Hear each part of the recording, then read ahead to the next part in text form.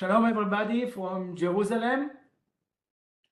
I'm happy to continue our focus on Indo-Pacific series.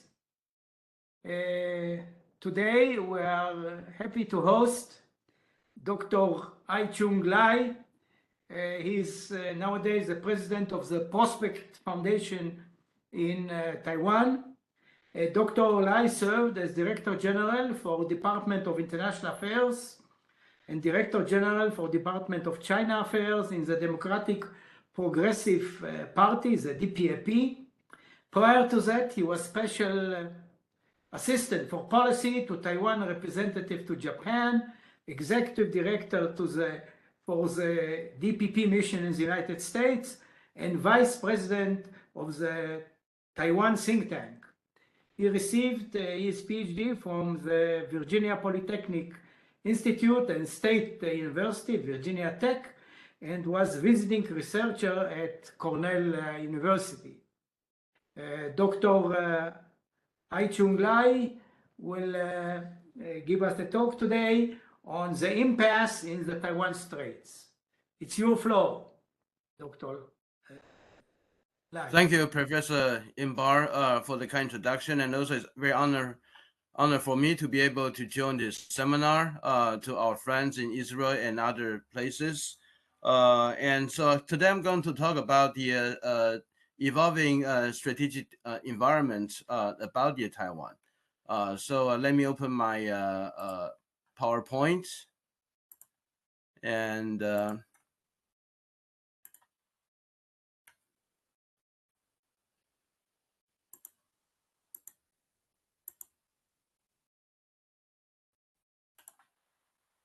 so did anyone see my PowerPoint now? No, I don't see it yet. Okay, let me try that to see that.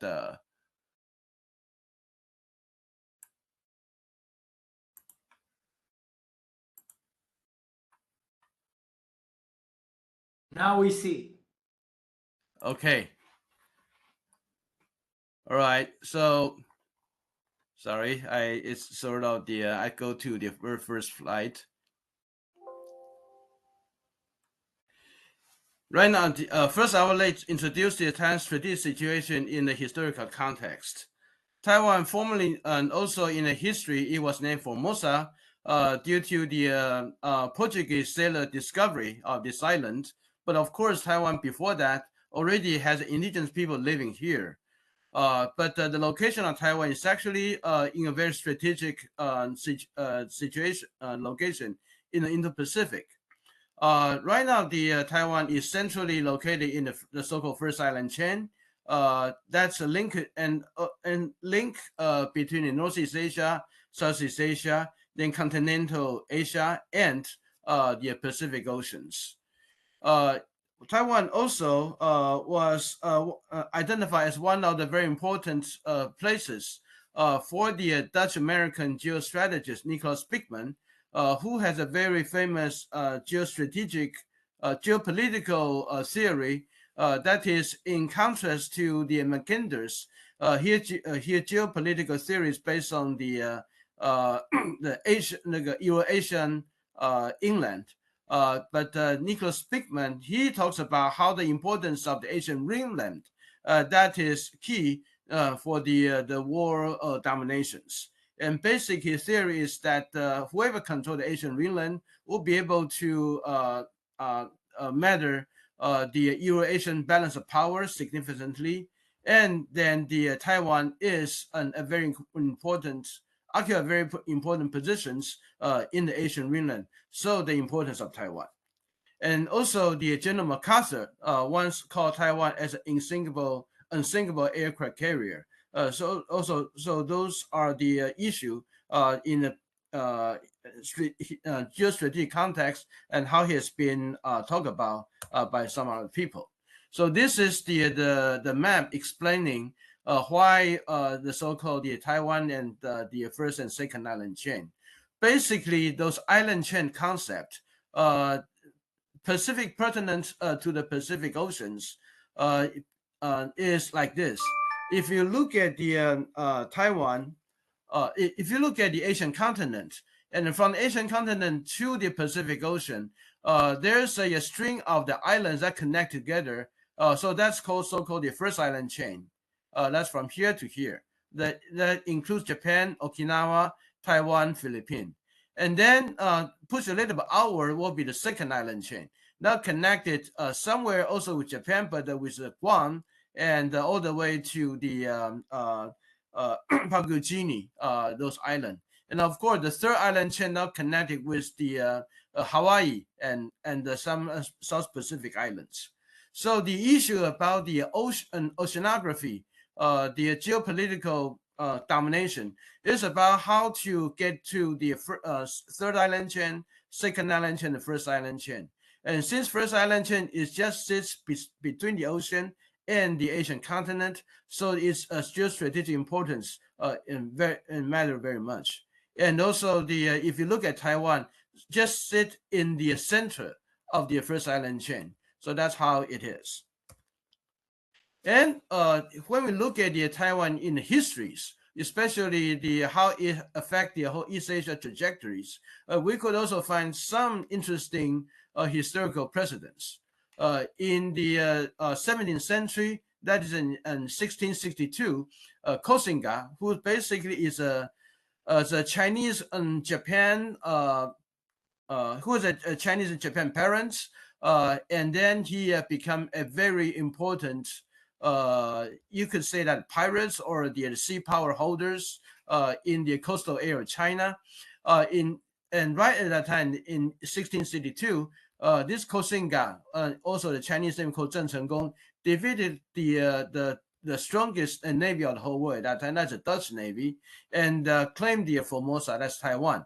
So what happened since then is that the European colonial power from the Indian Ocean and also go upward to the South China Sea and the Philippines, and then precisely due to the Koxinga defeat of the Dutch Navy, so that we started to see that the Western colonial power hasn't really advanced past Taiwan, so that Taiwan,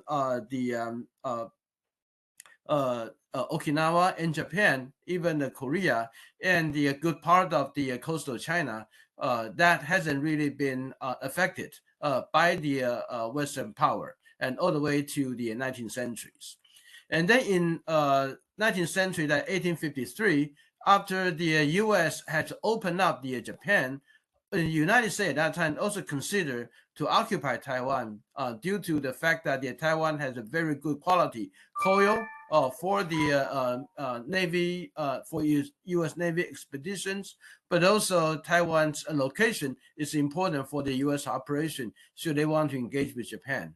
In 1874, this is Japan attack on Taiwan. That has something issue with the Thai indigenous people, but that also opened up the door about Japan's strategic interest about Taiwan. In 1884, 1885, there's a France blockade Taiwan, and then France was defeated by the defense on Taiwan at that time. 1895, that's the Qing Empire that ceded Taiwan to Japan as a result of its defeat in the Sino-Japan War in 1894. And then quickly forward to the Second World War. In 1941, when Japan forces in Taiwan, about its the Southeast Asia expeditions, its forces in Taiwan was critical to its conquest in Southeast Asia, including Philippines, Indochina. And then in 1944, when U.S. was in its campaign to recover the Philippines, its air bombing campaign against Taiwan was key to its success for that, the U.S. returning to Philippines. So that is another historical episode about how Taiwan matters geostrategically. And quickly today, when we look at Taiwan, another very important feature we need to remember is that in terms of the world cargo shipment, over 50% of world cargo shipment pass through the Taiwan proper. That is on the Taiwan Strait and also east of Taiwan and also the Impasse Channel. And then if you're specific counting for about mega cargo shipment, 90% of them pass through Taiwan proper. And then another thing is about the technology. Probably a lot of people already know that Taiwan is important for the semiconductors industry in the whole world. So at least right now that we could see Taiwan is home for 60% of the world's semiconductor chips manufacturings. And if we are counting for the more advanced chips, that is the chip that is less than 7 nanometers, 90% of them, they are produced in Taiwan. So that is another very important key feature regarding the Taiwan right now to the whole world. And of course, in terms of the political value, it is goes without saying that Taiwan is a democracy in the so-called Chinese culture. And thus, this distinct political culture directly challenging CCP claim that the Chinese claim that the democracy is not suited for the Chinese people and and its culture. So that is the another interesting the political value that's connotated with Taiwan and China. Now, when we go to the security and stabilities about the Taiwan, probably a lot of people knows that it is seriously challenged by China. But then I think if we just look at the histories, especially since the World War II, we know that the China claims that Taiwan is a part of China, and they and connotate that Taiwan is a renegade province of China. This is because of the Communist Party had defeated the KMT, the Chinese National Party, in the Civil War, and the Chinese National Party fled to Taiwan in 1949. And and then the important thing to remember is that since 1949, 1950, there also happened several armed conflicts between the KMT and the CCP in 1950, 1954, 1958, and 1962 as well. And especially in 1954 and 1958, those two are the so-called bombing campaign by China on the Taiwan area. And another thing about it is that in 1996, Taiwan Strait crisis, at that time, that is almost like 30 years ago, that was basically a Chinese regime firing missiles to intimidate Taiwan's first ever presidential elections, because the whole exercise was happening about 2 or 3 weeks before the first ever presidential election of Taiwan. And the Chinese at that time, they believed that once the presidential election happens, then the Taiwan's would have a formally the so-called democratic system that would not go back to China forever.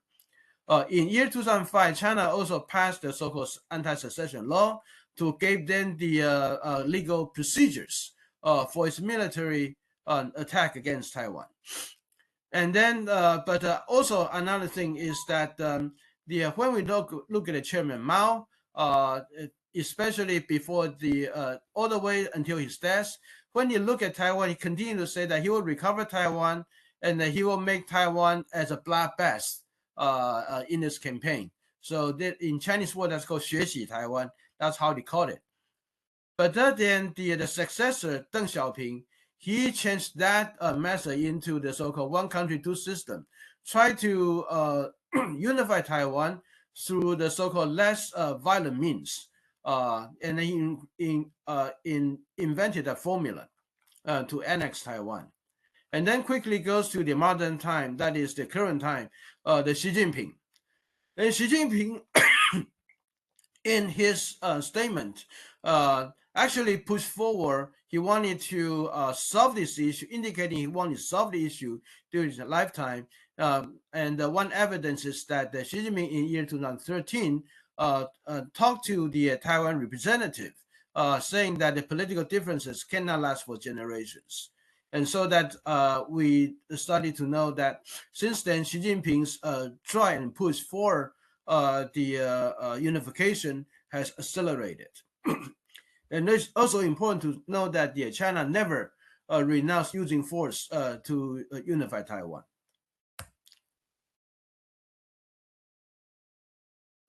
So this is the area that the Kinmen Island, as I just mentioned earlier, about the 1950, 1954, 50, and 62. all those armed conflict actually happened in this Kinmen Island area. Kinmen Island just sits not in the main island of Taiwan, but very close to China. It's just about 2 or 3 kilometers away from the Chinese one of important coastal city port city that's called Xiamen.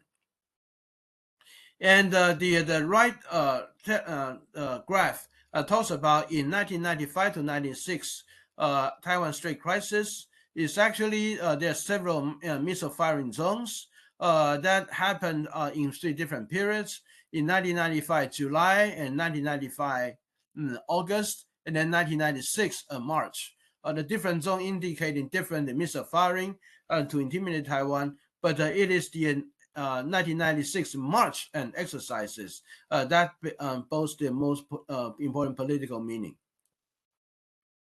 And of course, people started to ask that why is the Chinese wanting to have war on Taiwan?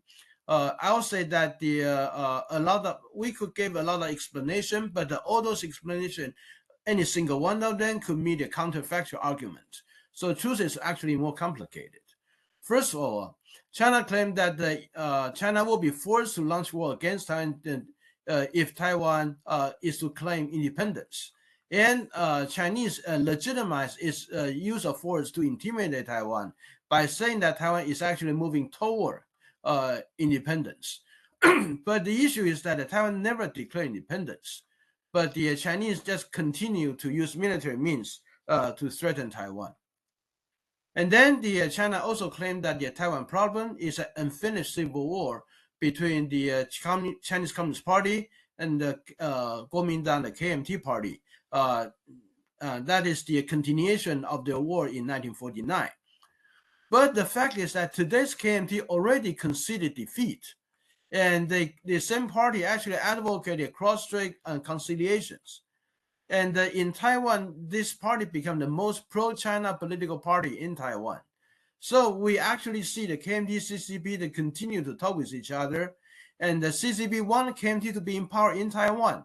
But it is the DPP and the people in Taiwan, in the past, they took no part about the Chinese Civil War.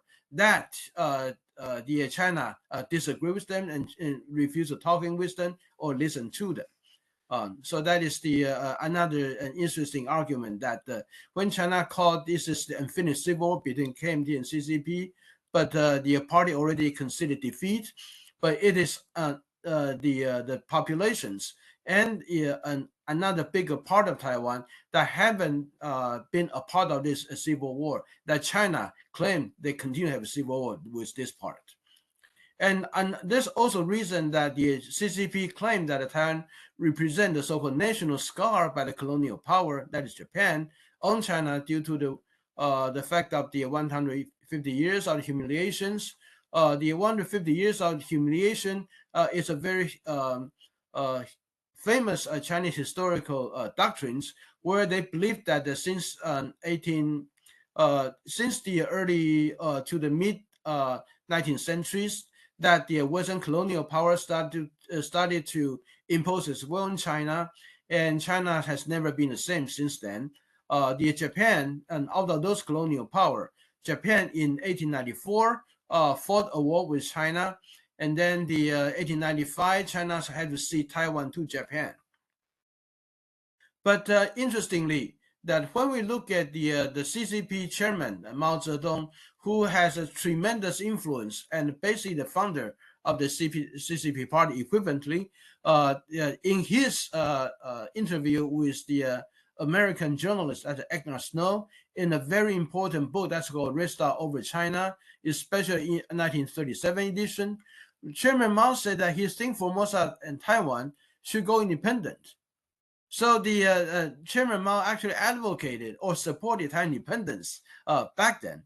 But of course, we know right now that is no longer a CCP positions. But the issue about whether Taiwan represents such a national scar that of the colonial power, and China want to watch this forever by claiming Taiwan back. But apparently, some of its leadership back then did not think that way. So I would say that the truth about why China want to have a war on Taiwan is much more complicated. It's a combination of several factors. Definitely, one of them is nationalism. Chinese, whether it is to try to revenge against the colonial legacies, or trying to demonstrate that they are strong enough so that they no longer have to subjugate to Western dominations. This definitely play a part, but also it has something to do with the CCP's its losing ideology appeal to the Chinese people, especially when the CCP right now is also in a serious economic crisis. Then the finding out the xenophobia or even nationalism seems to be an easy way for the CCP to avoid being challenged by the populace. But another thing is that I think that's also very important, precisely due to the Taiwan's strategic locations and the importance of Taiwan, whether that's in history and even back today.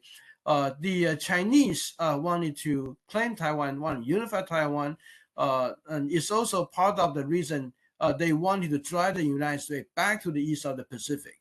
So the third one is more about the strategic competition vis-a-vis the U.S. and to China to have a successful challenge against the United States and its led Western powers or democratic powers. China need to have Taiwan. So this is another reason we think that right said. And of course, right now that when we look at the Taiwan Strait issue, Taiwan security, the situation is actually getting worse by the day.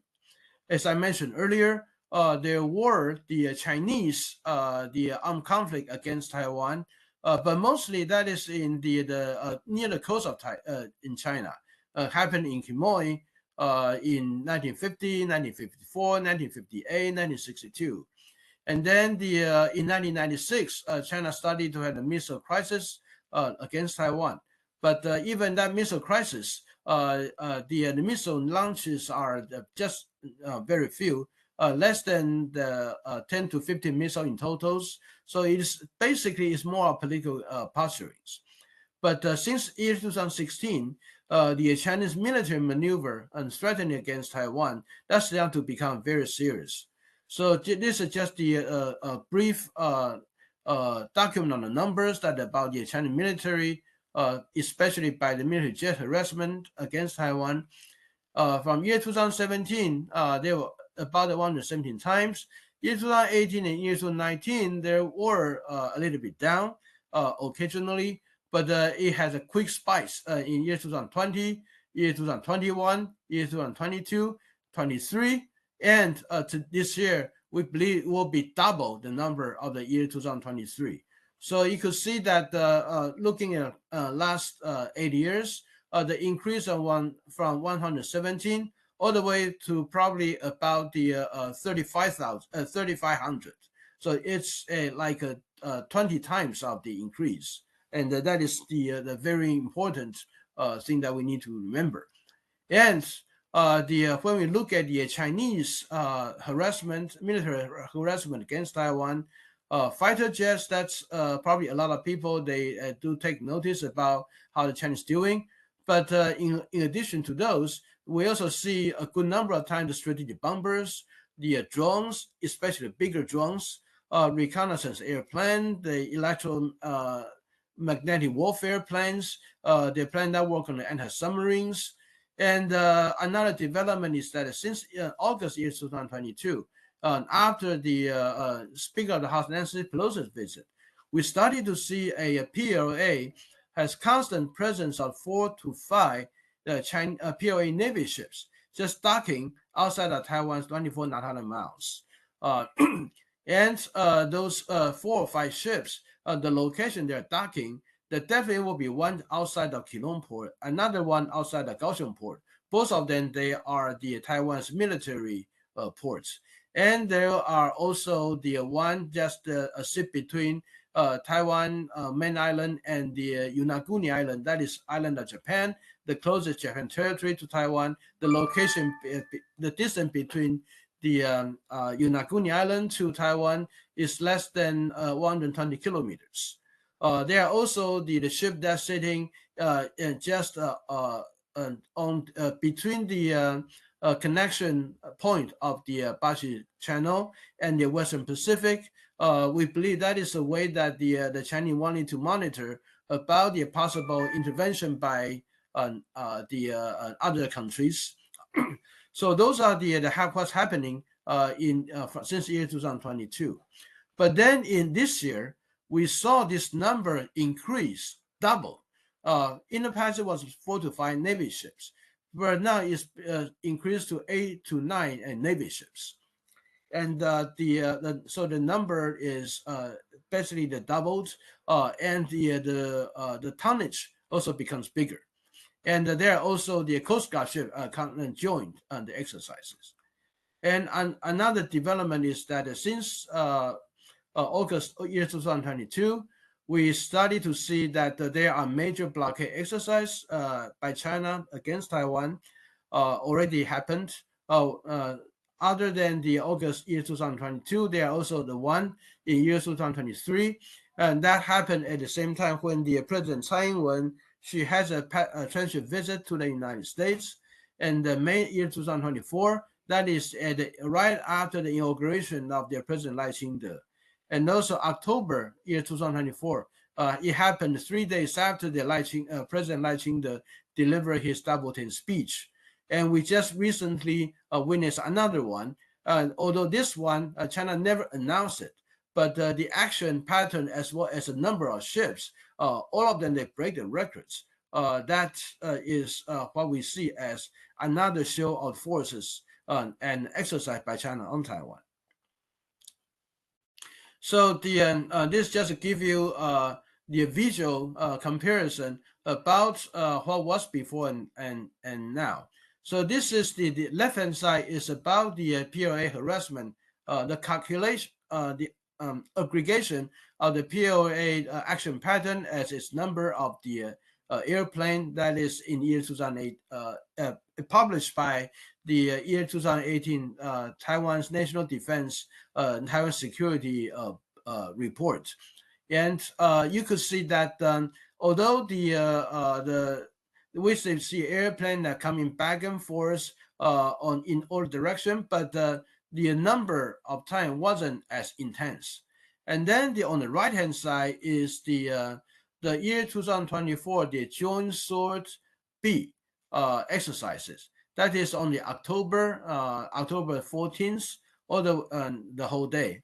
And then you could see that the blue side, the light blue, is actually the Chinese painted their exercise area, and we overlay with the red one, that is year 2024, the May Joint Sword A exercises, and then this darker area that represents in year 2022 the August the Chinese exercise on Taiwan when after Nancy Pelosi's visit to Taiwan. So just overlay the three of them, you could see that in year 2022 those exercises, they had the missile firing, but basically it operated still more or less a little bit far out. But in year 2023, year 2024, the exercise started to have the different aim and moving much closer to Taiwan. And if you look at the October exercise by China on Taiwan, that's moving even closer, although the timing was a little bit shorter. So that is the evolution of the Chinese exercise on Taiwan. We believe that is has very much to do with the blockade, because the Keelung Port, that is this area, many of the exercise also focus on this area as well. And the Kaohsiung Port, that's another Navy port in Taiwan, which the exercise also has a focal point about this one. And not to mention about the east side, where that's where the blockade operation try to prevent the foreign assistance to Taiwan, and this area believed to be the route for the foreign country to assist Taiwan. They had to pass through here. So those presence and exercise definitely means that they are exercising how to deny the foreign assistance. And this is just this graph just tell you what happened just several days ago when we look at the Chinese exercise. Although the exercise itself not necessarily surrounding Taiwan, and it spread out the area from Taiwan all the way to the East Sea and even to the Yellow Sea, and also to the second island chain. But the number of the ships, there are 90 ships coming from the PLA, and the among those 90 ships, about 60 of them they are Navy ships, and 30 of them they are Coast Guard ships. So the number of ships and participating in exercise and the way they're fanning out and how they are operating in Taiwan's Ministry of National Defense view, they think this is unprecedented, and they are seriously exercising the A2AD against the foreign countries' involvement, and that basically means the how they exercise how to prevent or deter the United States from assisting Taiwan. And then right now, people started to talk about the issue where the year 2027 could be the possible time of the attack by China on Taiwan. How the year 2007 become the talk about points. I think it started in February year 2021. At that time, the Indo-Pacific commander of Admiral Phil Davidson, in the Senate hearing, he started to talk about the year 2007 could be the possible date for PLA to attack Taiwan. And then this statement also has been repeated by his follower, by his successor, Admiral Aquilino. Also, Admiral Aquilino also confirmed about the year 2027. And so since then, the year 2027 become the people talk about so-called Davidson window, the possible Chinese will attack Taiwan. And then the whole thing, it seems to be more about the window is about political calendar rather than the military calendars. The political calendar, which means that the year 2027 is the end of Xi's third term, from year 2022 to year 2027, and should Xi Jinping try to seek out for the fourth terms, that he needs something politically rewarding or political significant to claim that he should be granted the fourth terms. So that so that's why the issue about Taiwan started to come in. And year 2007 is also the time of the PLA 100 years of anniversaries. So those basically it is those two political calendars that started to become the time that people talk about. And in terms of the capabilities, Taiwan military today still assess that the PLA probably won't have the necessary capability to conduct a successful amphibious landing operation against Taiwan in year 2027. This is due to the fact that the amphibious operation is a very, very significant endeavor for an offense. And especially for Taiwan, from China to Taiwan, you need to cross a very choppy and rapid Taiwan Straits, which the average width for Taiwan Strait is about 100 kilometers. So it's a significant crossover, 3 or 4 times bigger than the English Canal. And that's a significant operational challenge. Another thing is that the Taiwan terrain also is not really beneficial for the offending forces, because there are only, this estimate, there are only about 14 small beaches that will be suitable for the amphibious operations. And those 14 beaches, they are basically small, so you do not have a very wide front to mass the necessary number of troops for a direct hammer operations. And Taiwan also its own geographies. 2/3 of it, Taiwan is a mountainous area, and the mountain there are not just the low mountain. The height is very high. Taiwan has over 100 mountain that has a height reach over 3,000 meters peak. So those geographies makes a landing operation a very difficult challenge for the offensive forces.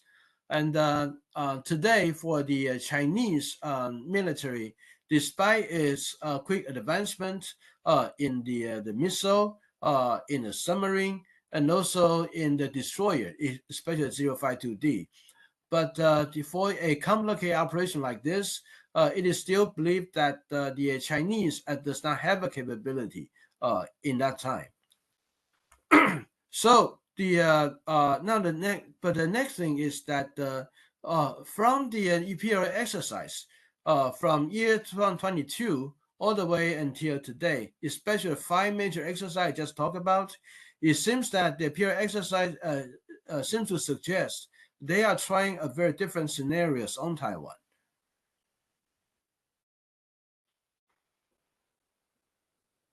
And this has something to do with how the impact of Ukraine war on the Taiwan Straits. The first thing is that we believe that China might learn from the Russians' very costly invasion against Ukraine, and especially that the Russians' invasion of Ukraine, which operate in the much friendlier geography, and there's a direct land link between the Ukraine border to Russia, so Russia basically can just walk over and to launch the operation on invasions.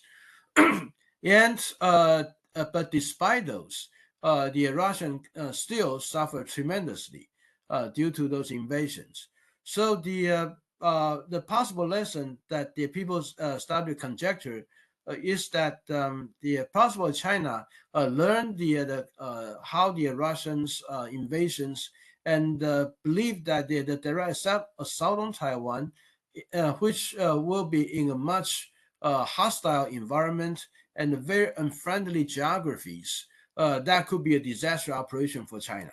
And so instead of having a direct the assault on Taiwan, the China probably is trying for something that will be more circumspect. Basically, that means the blockade operation. So by blockade operation, China could operate on its strengths due to the Chinese the overwhelming material advantage over Taiwan, and also the due to the weakness of Taiwan, that Taiwan will be surrounded by water, and thus no continued support that Taiwan can get from its neighbor countries, like Ukraine can get from its neighbor as well. And also the blockade or the quarantine operation by China on Taiwan, since the operation will be conducted in the less kinematic matters, so that there's a possibility that China could evade the so-called the U.S. Interventions, and when the U.S. discovered that the China prepared to do that, and probably everything will be too late. China already take a very advanced positions, and at that time, the United States has to consider whether they will study a very costly, relatively costly operation to break the blockade in order to assist Taiwan. So that's the China blockade operation on Taiwan. To a certain extent, it plays on Chinese strengths and Taiwan's weakness. And it seems that since year 2022, the August exercise and all the other exercise Taiwan experienced by China on Taiwan all indicates to these directions.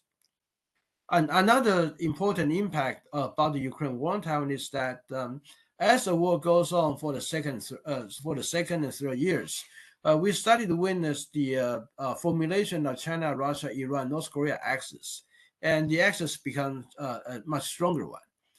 And we already saw that not only the North Korean provide the shells and Iran provide the drones to Russia for its action on Ukraine, but North Korea also sending troops to assist Russia in its attack against Ukraine. So that we have to assume that it is possible that should China attack Taiwan, both Russia and North Korea could be possible participants in the Chinese war on Taiwan. Although the participant does not mean that China, the Russian and the North Korea will participate in the direct operations, but the development could be Russian and the North Korea could provide whether it's political, material, economic, and intelligence forms of support, including the ammunitions to China for its war on Taiwan. And the united support for Ukraine in this process also led to the weaponry backlog on Taiwan. In year 2019-20, Taiwan, many of the weaponry support delivered to Taiwan by the time of year 23 or 24 and already been delayed and even undelivered to Taiwan. So the backlog issue right now becomes another important problem that Taiwan needs to encounter for our war preparation against the possible Chinese operation on Taiwan. Another thing is that as the war in Ukraine also introduced a very different concept of modern war fighting. So the drones, automatic weapons, cyber electromagnetic warfare, and artificial intelligence all become a very important one. And Taiwan military is also trying to learn and adapt to the new requirement. Now, the final thing is that as President Trump started to become about to assume the U.S. presidents, and so the talk about the ending war in Ukraine could also have a major implication about how Taiwan should anticipate the war development. Whether the war in Ukraine will result to the agreement that will be very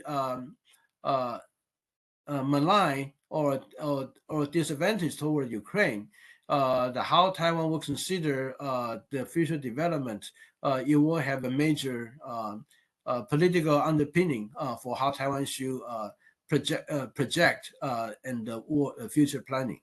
But of course, if the war in Ukraine and the result to a direction that will be more beneficial for the Ukraine, Taiwan also could learn a very positive lesson in this development. So Taiwan also watch this development very carefully and watchfully. And I would say that although right now the people talk about the possible war on Taiwan and the issue about the deterrence against Chinese attack, defend Taiwan against the Chinese attack, but I would say that the security problem is actually Chinese political problems. And first of all, some people suggest that probably if the Taiwan and China we can sign a peace agreement and then we could solve these issues. But the problem is that Taiwan will never invade China. It's China intends to invade Taiwan. So what the issue of peace agreement will resolve, especially the Chinese demand Taiwan need to change the political status in order for Taiwan to have to be qualified to get into a political agreement with China. And so even before a content about what the peace should be, the state of Taiwan will immediately become the point of the controversy, and how Taiwan could let itself, its identity and existence to be a problem to be discussed that does not make sense for Taiwan. Another thing is that precisely due to the Taiwan democracy, that becomes a political and also the cultural challenge to the CCP. And that's exactly why the CCP want to exterminate Taiwan, want to erase Taiwan for the political matter of the whole world, to grab Taiwan by itself, so that the issue is that Chinese, although China claim that it's about independence, Taiwan want to go independent, so China is forced to attack Taiwan. But we believe that it is the CCP fundamental fear about the democracy and how this challenge its own legitimacy that CCP wanted to exterminate Taiwan once and for all. So so it goes to the bottom of the issue is actually how the Chinese political development and the democratization itself can change the whole calculus. And another thing that when China claimed that Taiwan as a historical scar, China need to amend this, remediate this the problem, but it's not about Taiwan become a scar for China. It is actually the Chinese war against Japan at that time that as a result that China suffers. So that tells more about how China sees Japan, as it demonstrates in today's China-Japan relations, how the Chinese people, under the continued doctrination of the anti-Japan educations, that resulted in today's hostility toward the Japanese culture and public. And basically, I personally would say that the for democracy of China, that could touch upon the fundamental issue on the Taiwan security. So I would just say that about the security issue on the Taiwan, if we really want to solve and try to change the conversation fundamentally, it's actually that we need to teach upon that is a Chinese political problem that had to be addressed. So I'll just end my presentation and thank you for listening. Thank you very much. Thank you very much, Dr. Lai. Now we'll open the Q&A session. Please use your chat function for asking questions. I will start about the question about the demography of Taiwan.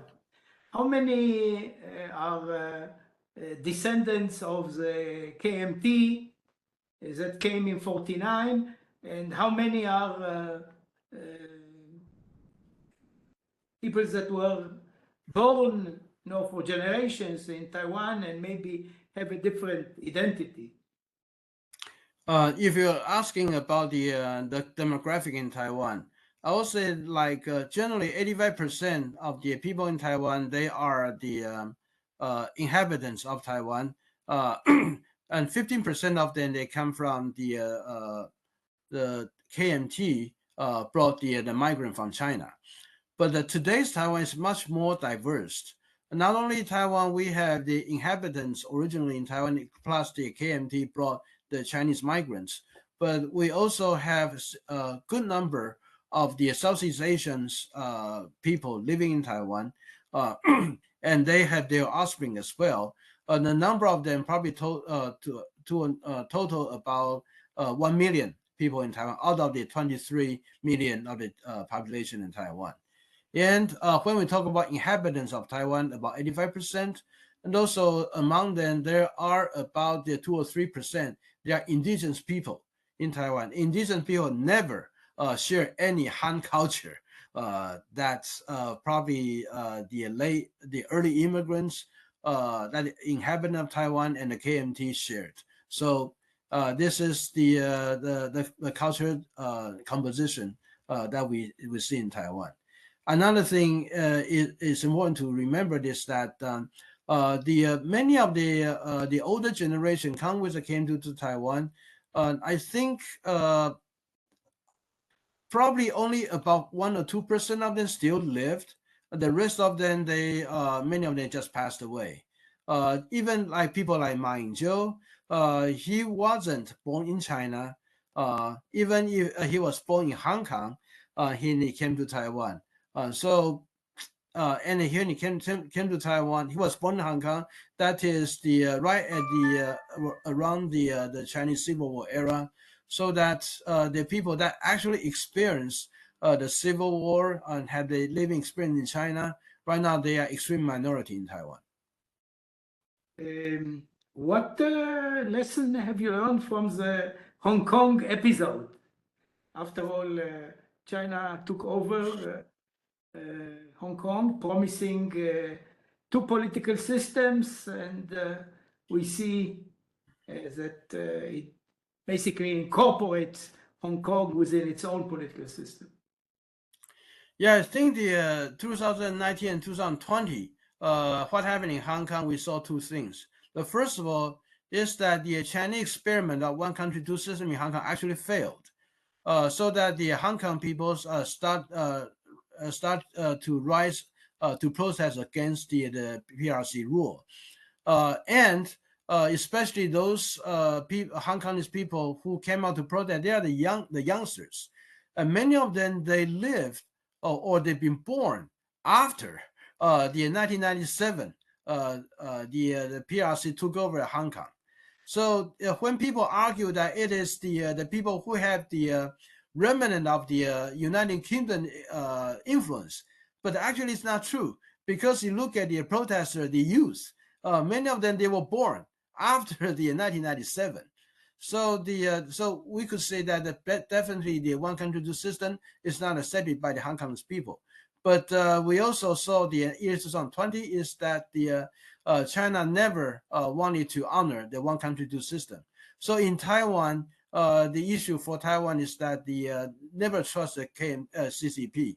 So when the KMT Ma Ying-jeou in year 2023, right before the election, he asked people in Taiwan to trust Xi Jinping, and then that becomes the election killer for the KMT hopeful, and that's apparent. One of our members of the audience asks a very simple question: why doesn't Taiwan declare independence? Okay, although that's a lot of people who really wished we want to be just equal like the rest of the whole world, but the security situation, especially among our friends, none of them they want Taiwan to declare independence because they fear that the China will use that excuse to direct attack Taiwan, and then they will be involved in a war. So even though many of them they are supportive of Taiwan and will come to Taiwan's defense, but they only will come when the situation is that Taiwan being provoked, rather than Taiwan's action, in their view, provoke China to attack Taiwan. And so that is the compromise, I would say, that a lot of Taiwanese people, although they wanted to be equal like the rest of the whole world, but they stopped doing the independence.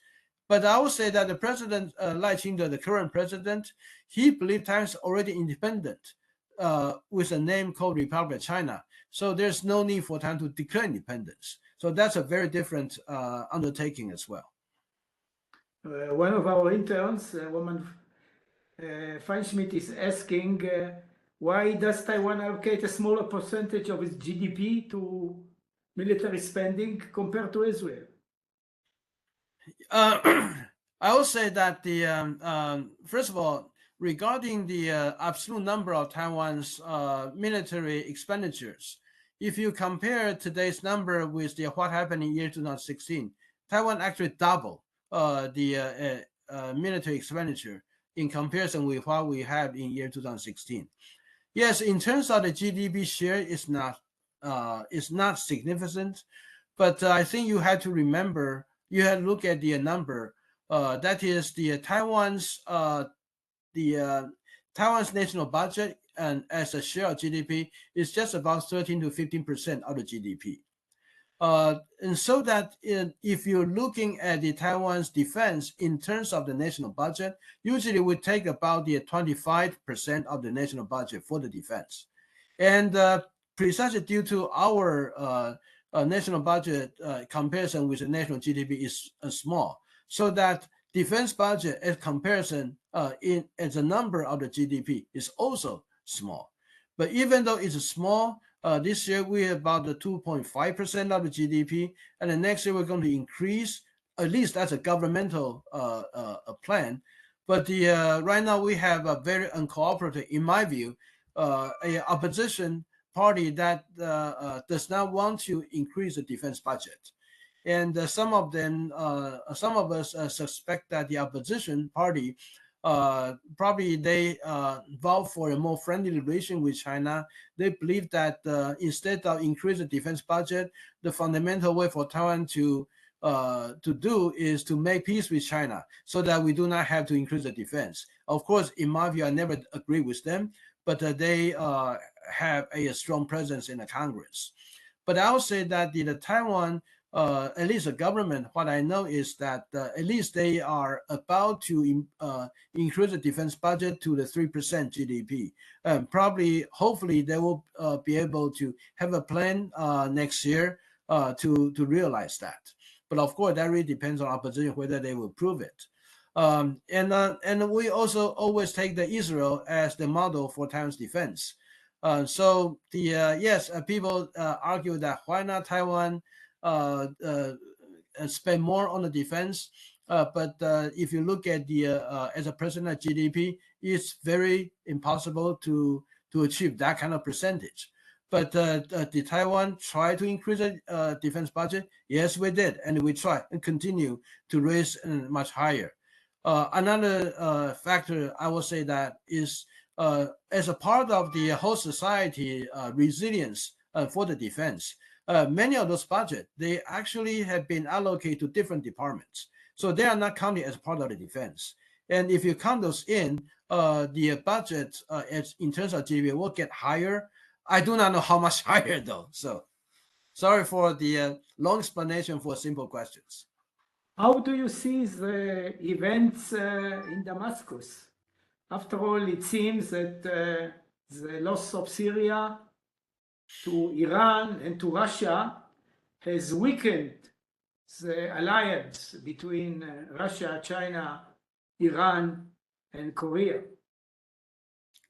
Yes, we do believe that the Syria development, Syria situation development, demonstrates several things. First of all, that the Russians' military capability definitely has been depleted so much, so that they could not assist Syria anymore, and the Iran also been degraded to a significant degree. And the same process also come into the Chinese influence operations in the whole Middle East take a very step back. But I will say that the development in Syria definitely pointed to those directions. In my view, that's a positive. But we also witnessed that the Chinese military operation cooperating with the Russia in the last 2 years, especially with Russian Navy and the Air Force in this area, increases, and irrespective of what the military setback by Russia in the Ukraine, and also it's unable to support for the Syria. So it seems to us that the Russian, China, their cooperation in the Indo-Pacific did not really take a step back. And that's something that we are watching very carefully. How does the increasing threat perception of China in the countries around you, like the Philippines, Australia, Japan, Korea, affect Taiwan's relations with those countries? I think the country in this area, they have increasingly more aware and concerned about the Chinese, its intention and malign intent, not just to Taiwan, but also to other places. Philippines also experienced a tremendous Chinese military intimidations campaign, Japan as well. So I think the awareness definitely is there. The issue, most important thing is that it seems that right now everyone is working on their own. We do not have a mechanism to connect everyone together, to have a joint planning as well as the sharing about intelligence information, to analyze the pattern of Chinese actions, and even to form a collective diplomatic as well as security cooperations for the Chinese actions. And it is important for us to really work together so that the Chinese will not be able to pick us apart. And China always wanted to do that. They can throw their whole weight against one smaller country so they can win. But they are very concerned about those countries starting to work together.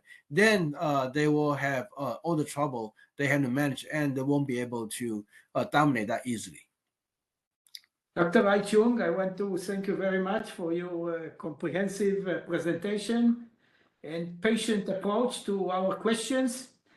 And I wish your island all the best. And shalom thank you very much from Jerusalem. Thank you very much. I'm looking forward to that, and also hope the peace and stability for the Israel and sort of to the whole Middle East, and everybody to be happy. Thank you very much. Thank you. Amen. Amen.